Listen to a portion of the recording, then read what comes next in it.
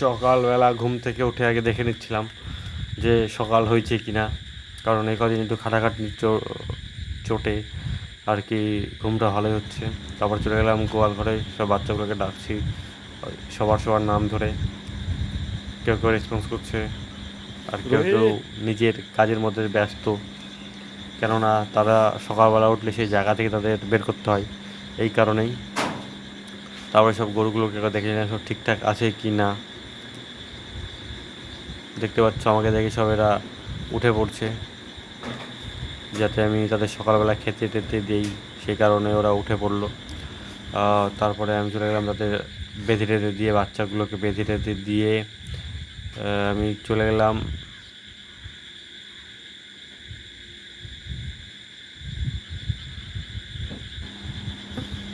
দানা ভুষিয়ে সব দেখতে, যে বস্তার মুখটু সব খোলাখুলি আছে কি না। তারপর ওদের চায়েরগুলো সব দেখে নিলাম, যেখানকার চারি সেখানে দিয়ে দিলাম। তারপরে একজনের মুখে স্প্রে করে দিলাম। এই স্প্রেটা হচ্ছে সেই স্প্রে যাতে মাস্কাইটিসের যে প্রবলেমগুলো হয় সেই প্রবলেমগুলো অনেকটাই ফেস করে, প্রবলেমের সলিউশন দেয় এই স্প্রেটা। তো সে কারণে সবাইকে একটু একটু করে দিয়ে দিলাম, কেননা একজনের যদি মাস্কাইটিস হয় তাহলে সবারই মাস্কাইটিস হওয়ার একটা প্রবণতা থেকে যায়। যেহেতু আমার এখানে কোনো কোয়ারেন্টাইন নেই, তো সেটা হচ্ছে আমার কাছে একটা বিশেষ ডিসঅ্যাডভান্টেজ আর কি। এই যে দেখে নাও, এই ওষুধটা আমি ইউজ করি। ওষুধটা মোটামুটি মোটামুটি না, বেশ বেশ ভালো, বিকজ আমার অনেক খরচায় এই ওষুধটা আর কি কমিয়ে দিয়েছে। এই ওষুধটার দাম মাত্র 240 টাকা প্রিন্ট আউট। তো যার যার পসিবল হবে বা যার যার কমফোর্টেবল ফিল হবে আপনারা নিতে পারেন।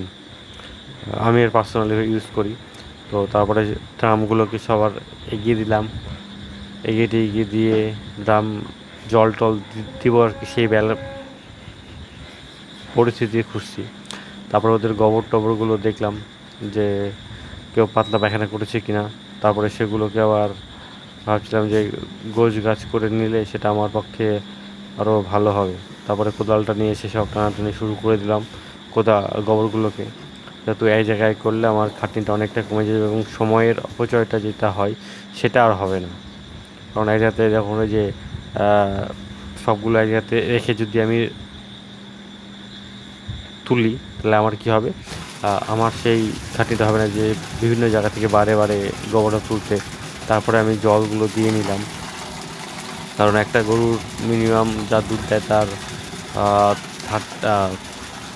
3 গুণ জল লাগে। সেখানে কেউ কেউ এবার গরমের দিনে কেউ জলটা বেশি খাওয়ালেও কোনো প্রবলেম হয় না, বিকজ গরুর শরীরে অনেকটা জলের প্রয়োজন হয়।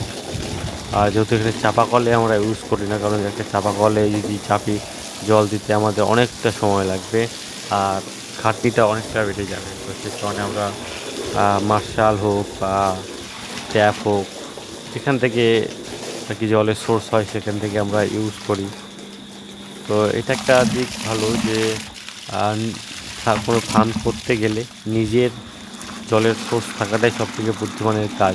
তারপরে এই যে বালতিতে আমি জল ভরে রাখি, ওটা এমার্জেন্সি পারপাসে আমি ইউজ করি, বিকজ কোনো ওষুধপত্র খাওয়াতে গেলে বা কোনো কিছু বা নিজের হাতটাই আমি ধুতে লাগলাম, সেই কারণে এই বালতির জলটা আমি ইউজ করতে পারি। এখানে আমার নিজের একটা টাইমটা যাতে লস না হয়, এটা হচ্ছে ব্যাপার। কারণ একটা গোয়াল ঘরে গেলে অনেক জায়গাতে একটা গরুর গায়ে গোবর ভরে থাকতেই পারে, বা সেই জায়গাতে আমি হাতটা ধুয়ে নিতে পারবো, আমার সুবিধা হবে। এদিকে তারপর সবাইকে জল টল দিলাম, তারপরে মুখে মাস্ক বেঁধে নিলাম, যেহেতু আমার একটু সর্দি লেগেছে। এবং বিভিন্ন দানাগুলো কী হয়, অনেক সময় দানাগুলো থেকে যে গুঁড়ো, মানে দানাগুলো গুঁড়ো থাকে অনেকটা পাউডার টাইপের হয়ে যায়, অনেক সময় নাকে ঢুকলে সর্দি মানে আমার হাঁচি ওঠে আর কি। সেই কারণেই আর কি আমি মুখে মাস্ক বা গামছা, কিন্তু গামছাটা বাঁধা বেটার হয়, কারণ আমার মাথাটাও ঢেকে যায় এবং মুখটাও ঢেকে যায়, সেটা আমার কমফোর্টেবল ফিল হয়। বা সেই গামছাটা আমার অনেক সময় ঘাম মুছতে এটা মুছতে কাজে লাগে। তো আস্তে আস্তে আমি সব দানাগুলোকে রেডি করে নিচ্ছি এবং দানাগুলোকে দেওয়ার আমি একটা পরিকল্পনা, যেহেতু আমি একবারে 2টো বালতিতে দানা ভরি, কারণ আমাকে যেতে যা সময়টা সেটা আমার একই লাগে এবং আমার সময়টাও একটু কম লাগে। তো সে কারণে আমি দেই। তারপরে যে দেখবে সব দানা দেওয়ার একটা মিনারেল মিক্সচার যেটা হয় আমি সেটা তাদেরকে দেই, যেমন যেটার ডোজ, এবং সেই মিনারেল মিক্সচারের যে পাউডারটা আছে সেটা আমি কম্পোজিশন চেঞ্জ বলতে প্রত্যেকটা কোম্পানি একবার করে খাওয়াই, তারপরে আবার একটা অন্য কোম্পানি খাওয়াই, কারণ প্রত্যেকটা কোম্পানিতে বিভিন্ন ওদের যে কম্পোজিশনগুলো থাকে সেগুলো চেঞ্জ হয়, কোনোটা কম কোনোটা বেশি। এক্ষেত্রে আমার যদি একটাবার একটা আমি খাওয়াই সেখানে আমার লাভটা ভালো হবে, কিন্তু একটা প্রোডাক্ট খাওয়ার সময় আর একটা প্রোডাক্ট যখন খাই তখন তাদের একটা খাওয়ার রুচি যে বোধটা থাকে সেটা তাদের মধ্যে পরিবর্তন হয়, তো সেটা আলাদা বিষয়। এই যে দেখতে পাচ্ছ আমি দিচ্ছি, এরা সব খেতে শুরু করে দিয়েছি আর কি। তারপরে আমি বাচ্চাদের জন্য ওই যে খাবার রেডি করছি, সেখানে আমি খোল দিয়ে দিলাম। অল্প, যেহেতু বাচ্চাগুলো অনেকটাই বড় হয়ে গেছে তো সে কারণে ওদেরকে একটু খোল খাওয়ানো উচিত, যেহেতু ওদের গায়ের লোম বড়টাই অনেকটাই হয়ে গেছে, কারণ বাচ্চাদের লোম বড় হওয়াটা খুব একটা ভালো লক্ষণ না। কারণ ওদের তখন কোনো একটা পুষ্টি বা কোনো কিছু একটা নিউট্রিয়েন্টসের অভাব থাকে সেই কারণে। তো তারপরে তাদেরকে আমি মিনারেল মিক্সচার খাওয়াই, এবং দেখতে পাচ্ছ আমি দিচ্ছি তাদের মিনারেল মিক্সচার। তাদের পরিমাণটা অর্ধেক দিই বা কোনোটা অর্ধেকের একটু কম দিই, বেশি দিই, তার বডি ওয়েট যে থাকে সেটার উপর ডিপেন্ড করে সব কিছু আমরা প্রোভাইড করি। তো সেক্ষেত্রে তাদের দানা কিছুটা চোকর, কিছুটা ভুট্টা, কখনো মসুর, এই দেখতে পাচ্ছ ভুট্টা টুট্টা এইসব আমি দিই। যেহেতু একটা বাচ্চা, ওদেরকে তো আর হিমুল বা পতঞ্জলি কোনো প্রোডাক্ট খাওয়ানোটা আমার পক্ষে পসিবল হলেও ওদেরকে খাওয়ানো উচিত না, যেহেতু ওরা দুধ দেয় না, কারণ সেই কারণে সব কিছু একটা লিমিটেশন মেনটেন করেই আমাকে সব কিছুতে এগোতে হয়। দেখতে পাচ্ছ আমি খাবারগুলোকে রেডি করে দিয়েছি। তারপরে যে বিভিন্ন দানাগুলো যা হয়, চোকর টোকর বললাম তোমাদের একটু আগেই, তো সেগুলো আমাকে দিতেই হয়, কিচ্ছু করার নেই। এদেরকে দেওয়াটা মানে এদের একটা বডি গ্রোথ ধরে রাখার জন্য দেওয়া, কারণ একটা যতগুলো বাছুর আছে এই বাছুরগুলো আমার মোটামুটি 2টা গরুর খাবার খাই, তো সেক্ষেত্রে আমার কোনো প্রবলেম হয় না, যেহেতু আমার নিজেরই প্রায় অনেক কিছু আছে, যেমন ঘাস, কাঁড়িও পার্সোনাল, তো সেই কারণে প্রবলেমটা অতটা হয় না। এবার দানা তাদের খাওয়াতেই হবে, কারণ এখানে কয়টা বকনা বাচ্চা আছে আর কয়টা এঁড়ে বাচ্চা আছে, তো তাদেরকেও আমাকে খাওয়াতে হবে। এই যে তারপরে দেখতে পাচ্ছ এরা খাচ্ছে, এদেরকে কাঁদি টাঁদি দেওয়া হয়েছে। এবার শুকনো কারি খাওয়ানোটা আমি প্রেফার করি না, কারণ শুকনো কারিটা খাওয়ানো একদিকে ভালো, তাদের হজমের যে প্রক্রিয়াটা সেটা ভালো থাকে। এবং তারপরে আমি এবার প্রতিদিন এডি3 খাওয়াই। এডি3 খাওয়ালে কী হয়, ওদের যে বডির যে নিউট্রিয়েন্টসের যেগুলো কমতি থাকে সেগুলো আর কি ফুলফিল করে। এবার কি যে খাওয়ানোর নিয়ম 10 ml, আর কোনো কোনো প্রোডাক্টের ব্র্যান্ড ভ্যালু থাকে যেগুলোর দাম অনেকটাই বেশি, সে কারণে এডি3 সবাই প্রেফার করে না, ঠিক আছে। তো আমি খাওয়াই এডি3, তো রেজাল্ট ভালো। এডি3 খাওয়ানোর বিভিন্ন কম্পোজিশনের থাকে, মতলব বিভিন্ন কোম্পানির বিভিন্ন কম্পোজিশন থাকে, মডিউল থাকে, সেগুলো বিভিন্ন কোম্পানি ভ্যারি করে। তারপরে যে আমি গোবরগুলোকে ডালিতে করে তুলে নিলাম,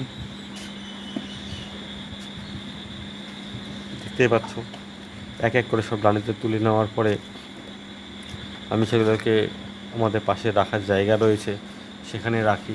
যেহেতু আমাদের এখানে গাড়ি ঢোকার ব্যবস্থা সেরকমভাবে নেই, মানে ভ্যান ছাড়া কিছু ঢুকবে না, ভ্যান, টোটো, ভুটভুটি বা ট্র্যাক্টর, লরি এসব ঢোকার মতন রাস্তার সিচুয়েশান নেই, তো সে কারণে রেখে দিতে হয়। এবার ছাদের উপরে যে কাঁড়িগুলো রেখেছিলাম গরুকে খাওয়ানোর জন্য সেগুলো ভিজে গেছে। এই কাঁড়িগুলো আমরা কিছুদিন আগে কিনেছিলাম এক কাকার কাছ থেকে, তো কাকা কাঁড়িটা বিক্রি করতে না পেরে আমাদেরকে দিয়ে গেছে।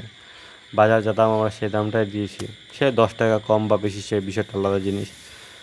তো সে কাঁড়িগুলো বৃষ্টির কারণে ভিজে গেছে, তো সেগুলোকে আবার আমি শুকাতে দিচ্ছি, কারণ এই ভিজা কাঁড়ি গরু যেমন খেতে চায় না, এই ভিজা কাঁড়ির অনেক সময় কী হয়, মাশরুম একা একা বেরিয়ে যায়। তো সেটা হলে আমি মানে আমার লস, কারণ সেখান থেকে আমি না পাবো মাশরুম, না পাবো কাঁড়িটা। তো সে কারণে কী হলো, আমি সব কাঁড়িগুলোকে শুকোতে দিলাম। কারণ কাঁড়ি শুকোতে দিলে একদিক দিয়ে আমার লাভ আছে কি, কাঁড়িগুলো আমার পক্ষে ভালো হবে। এই কারণেই কাঁড়িগুলো যখন মেশিনে ঢোকাবো তখন আমাকে অতটা প্রেশার দিতে হবে না, বা অতটা খাটতে হবে না যে কাঁড়িটা ভিজা আছে, মেশিন সেটাকে রোটেটিং করার সময় কাট করতে পারবে কি না, একটা ইম্পসিবলের একটা কিউরিসিটি থাকে। তো সেটা আর কি হবে না। তারপরে আমি চলে গেলাম, এখানে খড়িগুলো রাখা ছিল, এই খড়িগুলো সরাতে। এই খড়িগুলো সরাতে গিয়ে আমি যেগুলো প্রবলেমে ফেস করলাম, সেখানে দেখলাম যে একটা সাপ মরে পড়ে আছে। মতলব ওই সাপটা অনেক দিন হলো সেই খড়ির মধ্যে ঢুকেছিল। ঢোকার পরে বুঝতে পারলাম যে সে আর বেরাতে পারেনি, কারণ খড়িগুলো এলোমেলোভাবে ছিল। এই সাপটাকে আমরা মাঝে মাঝে দেখতে পাই, কিন্তু সাপটা কারো ক্ষতি করে না। এতদিন পর্যন্ত দেখছি ছোটো থেকেই সাপটা এখানে বেরিয়ে শুয়ে থাকে বা ওখানে। যাই হোক, জন্ম থাকলে মৃত্যু হবেই, এটাই স্বাভাবিক। তারপরে দেখলাম গরুগুলো, এখানে আসলাম, এসে দেখছি গরুগুলো সব শুয়ে আছে। তারপরে আবার খড়ির কাছে চলে গেলাম। এই দেখো, দেখতে পাচ্ছ সাপটাকে। সাপটা মরে পচে একটা আকৃতি, মানে যা থাকে ধ্বংস বিশেষ যে প্রক্রিয়াকরণ থাকে, সে স্টেজে চলে গেছে। তারপরে সেটাকে আমি খড়িগুলোকে বিভিন্নভাবে বের টের করে সে সাপের মানে অংশ বিশেষটাকে মাটিতে পুঁতে দেওয়া হয়েছে, কেননা এসব বাইরে রাখাটা ক্ষতি। কারণ একটা মরা সাপের বিষ আছে কি না জানি না আমি, হাড়ের সাথে কিছু না কিছু কানেকশন থাকে, যেহেতু সে একটা, এটা একটা অ্যাক্সিডেন্টাল কেসই বলা হয়ে যেতে পারে। ঠিক আছে, তারপরে সেটা জায়গাটা আমি পরিষ্কার করে এই টিউবওয়েল থেকে জল বের করছি, যে টিউবওয়েলটা ঠিকঠাক আছে কিনা। টিউবওয়েলটা যেহেতু ম্যানুয়াল আমাকে রাখতে হবে, সেখানে রাখা হয়েছে, কারণ কখন কারেন্ট থাকবে কখন কারেন্ট থাকবে না তার উপর ডিপেন্ড করে তো আমি আমার জীবন ধারণ নির্ধারণ করতে পারবো না।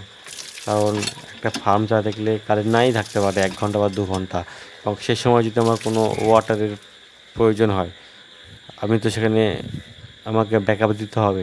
সেখানে সবসময় একটা ম্যানুয়াল রাখাটা অবশ্যই উচিত, কারণ ম্যানুয়াল না থাকলে হবে না। তারপরে বিকালবেলা আবার সেই কাঁড়িগুলোর কাছে চলে গেলাম, দেখলাম যে কাঁড়িগুলোর কী অবস্থা। তা দেখলাম যে কাঁড়িগুলোর না মোটামুটি অনেকটাই শুকিয়েছে, কেননা রোদে দিলে কাঁড়ির যে ভিজা ভাবটা থাকে সেটা নষ্ট হয়ে যায় বা মরে যায়। তো সেক্ষেত্রে এই কাঁড়িগুলো আমাকে কাটতেও বেশ ভালোই লাগবে, কারণ সেটা ভিজা কাঁড়ি যদি 10 মিনিট লাগে, এটা হয়তো আমাকে 5 মিনিটে আমার কেটে সাফ হয়ে যাবে। তাতে আমার কী হবে, যে ব্লেডটা যে জাম্প হওয়ার একটা প্রবণতা থাকে, সেই প্রবণতাটা আমাকে দেখা দেবে না। তারপরে সে কাঁড়িগুলোকে আস্তে আস্তে করে বাঁধলাম, 8টা 10টা বা যেমন যেটা কাঁড়ির সাইজ সেই অনুযায়ী বেঁধে টেঁধে আমি রাখলাম।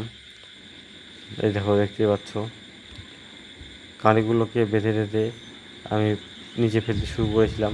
তারপরে ফেলে টেলে দিয়ে এই দেখো সাদা কালারের একটা জামা পরি, কারণ এই গোয়ালঘরের কাছে তো বহুত গরম লাগে, তো গরমটা আমার ভালো লাগে। তারপরে মেশিনটাই রেডি করে সেই কাঁড়ি কাটতে শুরু করলাম।